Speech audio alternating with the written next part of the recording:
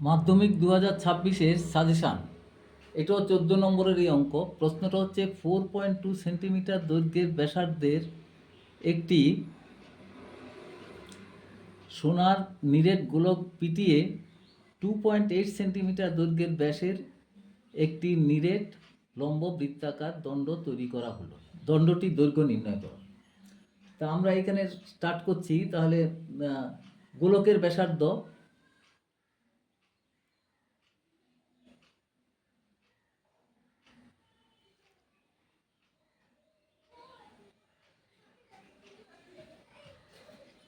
সমান হচ্ছে 4.2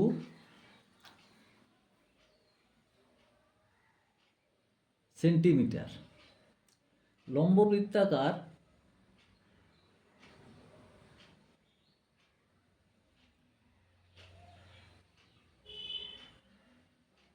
দণ্ডের ব্র্যাকেটে আমরা চুং শব্দটা লিখে নিচ্ছি। চুঙের দণ্ডের ব্যাস সমান হচ্ছে 2.8 সেন্টিমিটার। সুতরাং ব্যাসার্ধ ইকুয়াল টু হচ্ছে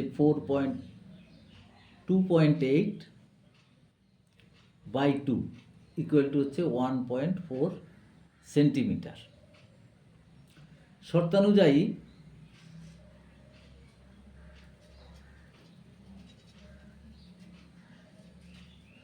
দণ্ডটির আয়তন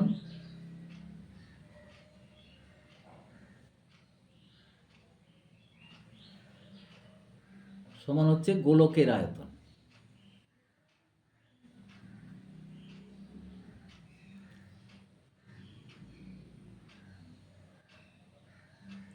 তো দণ্ডের আয়তন হচ্ছে পাই আর স্কোয়ার এইচ, পাই ইন্টু আর মানে হচ্ছে এখানে 1.4 square into H equal to হচ্ছে, এখানে আমরা এইচটাকে আগে ধরে নিতে হবে দণ্ডটির উচ্চতা ধরি 8 সেন্টিমিটার, এটা আগে ধরে নিতে হবে।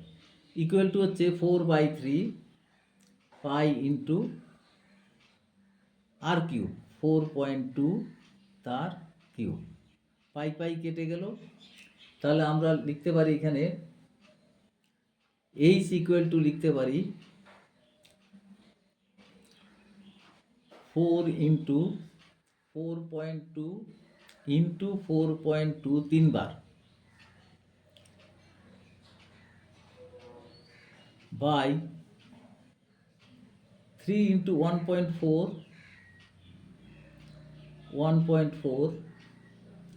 ইন্টু 3। তাহলে এইচ ইকুয়াল টু আমরা এখানে লিখবো 4 ইন্টু, দেখো আমরা সবকটাকেই যদি দশমিক তুলে দিই তাহলে 42 ইন্টু 42 ইন্টু 42, আর এইখানে দুটো দশমিক তোলা যাচ্ছে 14 ইন্টু 14 ইন্টু 3, একটা কম আছে বলে একটা 10 বসিয়ে দিলাম। তাহলে এখানে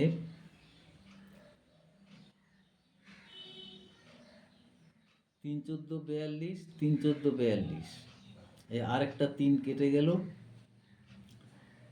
তাহলে এখানে হচ্ছে এইচ ইকুয়াল টু হচ্ছে 3 4 12, 12 দুগুণে 24, 4 4 12 48 আর 2 50 বাই 10। সুতরাং এইচ ইকুয়াল টু হচ্ছে 50.4 সেন্টিমিটার। তাহলে আমাদের দণ্ডটির দৈর্ঘ্য